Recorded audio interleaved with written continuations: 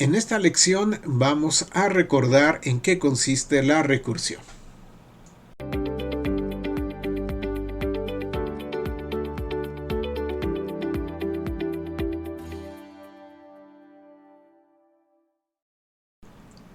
¿Qué tal amigos? Bienvenidos a esta lección donde vamos a hablar acerca de la recursión. La recursión es sumamente importante en el paradigma funcional. De hecho, como yo les hice la recomendación al inicio de este curso, que por favor entraran si ya tenían conocimientos intermedios de Python, bueno, pues obviamente la recursión es un tema que ya hemos visto en los otros cursos. Por lo tanto, solamente vamos a hacer un pequeño resumen acerca de qué trata la recursión. Entonces, comencemos con esto. Vamos a imaginar que estamos en el pasado cuando apenas están surgiendo los lenguajes de programación y tenemos un lenguaje de programación funcional que sea primitivo, que apenas esté en sus inicios. Entonces únicamente nosotros vamos a tener funciones y algunos tipos básicos, es lo único que tenemos para poder trabajar. Pero resulta que necesitamos realizar un proceso a cada elemento de una lista.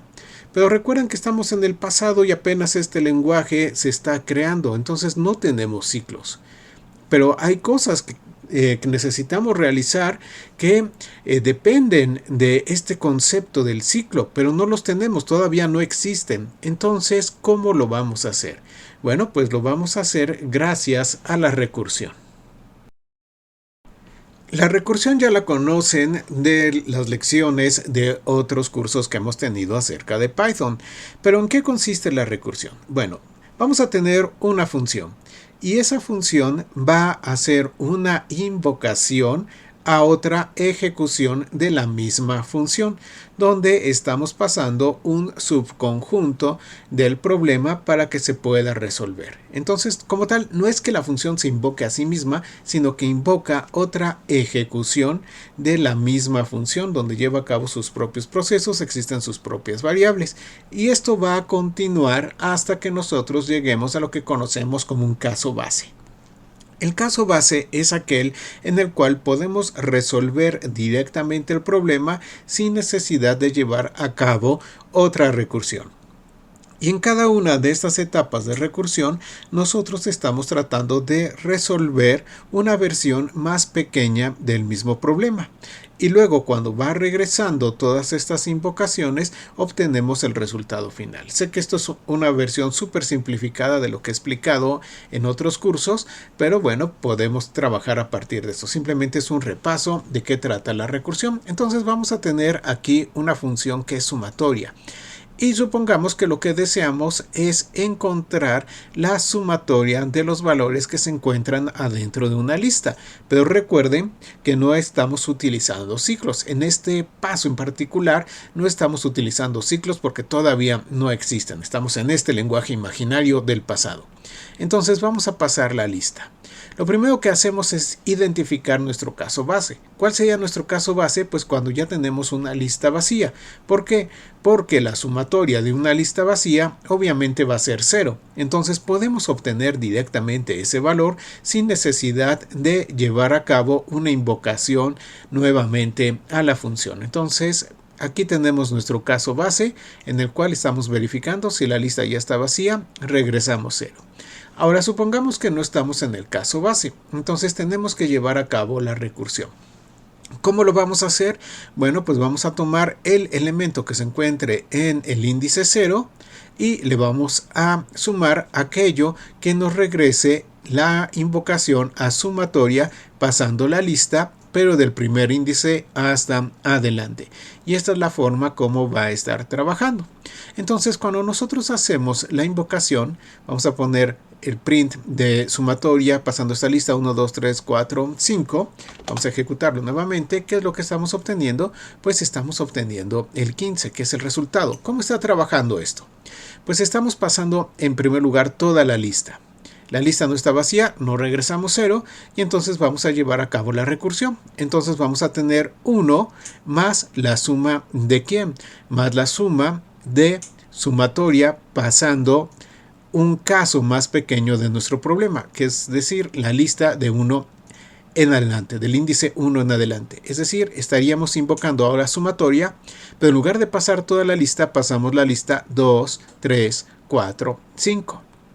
Y entonces en el siguiente caso recibe 2, 3, 4, 5, igual verificamos y ahora va a ser la suma de quien esté en el índice 0 de esa nueva lista, que es el 2, más la sumatoria de los que estén del índice 1 en adelante, que es 3, 4 y 5. Y entonces esto continúa hasta un momento en el cual, bueno, pues nosotros vamos a tener una lista en la cual solamente esté el 5, entonces vamos a tener lista de 0, va a ser 5, y cuando invoquemos sumatoria de lista de 1 en adelante, pues va a ser una lista vacía que nos regresa 0.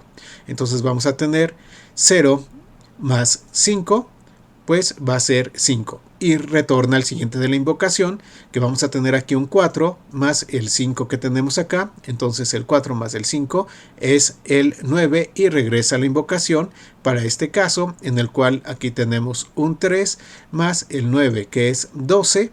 Entonces ya tenemos eso, regresa a la invocación que es para este caso, en el cual vamos a tener el 2 en esta posición, más el 12 que es el resultado de esa invocación, que nos da 14, regresa al siguiente, que es para este caso, en el cual lista de 0 es 1, y tenemos el resultado de esto, que es ese 14 más 1 nos da 15, que es el resultado final.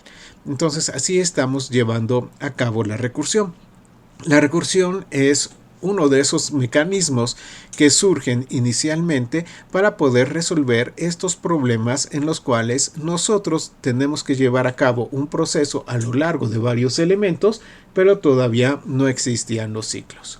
Muy bien, vamos a ver otro ejemplo, ya un ejemplo más moderno, porque desde luego pues Python ya nos está dando ciertas herramientas que podemos hacer, pero también podemos llevar a cabo las recursiones de otra forma que sea mucho más interesante, incluso apoyándonos también con ciclos. Entonces, ¿qué tenemos acá? Vamos a definir una clase que es la clase persona, que va a tener a su nombre, y luego vamos a definir la clase grupo. Ahora, los grupos pueden estar formados desde luego por personas, pero también los grupos pueden tener subgrupos a la vez. Entonces, nuestra clase grupo desde luego va a tener a sus miembros y va a tener también algunos subgrupos que nosotros podamos tener. Ok, ahora supongamos que lo que deseamos es obtener absolutamente todos los miembros de un grupo. Eso, bueno, pues lo podemos saber rápidamente tomando a miembros, pero resulta que también tiene subgrupos. Y esos subgrupos a su vez van a tener miembros y pueden tener otros subgrupos y así sucesivamente. La mejor forma de obtener a todos es por medio de una recursión, en la cual vayamos obteniendo los miembros y cuando encontramos que hay un grupo, bueno, pues obtener a todos los elementos de ese grupo, el cual nos da miembros y si tenemos un subgrupo, pues se va a obtener todos los elementos de ese subgrupo y así sucesivamente hasta que logramos obtener a absolutamente todos los miembros del grupo. Muy bien, vamos a hacer una definición de función que se llama obtén todos, aquí con grupo. Vamos a crear una lista de submiembros donde vamos a guardar a todos y hacemos uso en este caso de un iterador, el for. Entonces tenemos for subgrupo ingrupo.subgrupos. Esto nos está permitiendo ir recorriendo cada uno de los subgrupos que pueda tener el grupo. Y ya que tenemos eso, bueno, pues ¿qué hacemos? Simplemente vamos a extender a nuestra lista a través de lo que nos regrese obtén todos de ese subgrupo en particular. Entonces aquí tenemos nuestra llamada recursiva que va recorriendo, va entrando más y más y más en los subgrupos y en los subgrupos y en los subgrupos para ir obteniendo cada uno de los miembros. Entonces aquí estamos haciendo nuestra recursión. Ya que finalizamos con todo esto, pues simplemente, bueno, pues vamos a regresar a los miembros más los submiembros y así sucesivamente para ir obteniendo el resultado final. Vamos a verlo en ejecución. Entonces tenemos aquí grupo. Y grupo va a ser igual a que vamos a crear un objeto de tipo grupo. Recuerden que el objeto de tipo grupo tiene miembros y luego le pasamos subgrupos. Muy bien, entonces le pasamos a sus miembros que son byte y key. Y luego vamos a pasarle un subgrupo. tenemos entonces aquí una lista de todos los posibles subgrupos. Pero estos subgrupos, bueno, va a ser un grupo que tiene como miembros a Scream y que tiene también a... Pero a su vez ya no vamos a continuar teniendo más y más subgrupos, entonces bueno, pues pasamos aquí un grupito vacío para indicar que este subgrupo ya no tiene más subgrupos y así sucesivamente. Entonces cuando llevamos a cabo la invocación de obtén todos y pasamos grupo, pues obviamente nos va a tomar inmediatamente byte y key y luego va a irse a este grupo donde tenemos una nueva ejecución de obtén todos y obtiene iScream y Tootsie. Y luego, bueno, pues ya no hay más subgrupos, entonces finaliza iScream y Tootsie, que lo está adicionando a byte y key para tener el total de todos los miembros de ese grupo. Entonces vamos a ejecutarlo y aquí tenemos byte, key, iScream, Tootsie. Ese es el resultado final. Entonces, esto fue un repaso muy rápido acerca de en qué consiste la recursión, pero el punto importante, recuerden, es una invocación a una nueva ejecución de la misma función en la cual estamos pasando una versión más pequeña del problema para resolverlo. Esto va a continuar hasta que llegamos al caso base. El caso base es aquel caso que podemos resolver directamente sin necesidad de hacer otra recursión y entonces va regresando y obtenemos el resultado final. Pues espero que esta lección les haya resultado útil e interesante. Muchas gracias a todos y nos vemos en la próxima lección.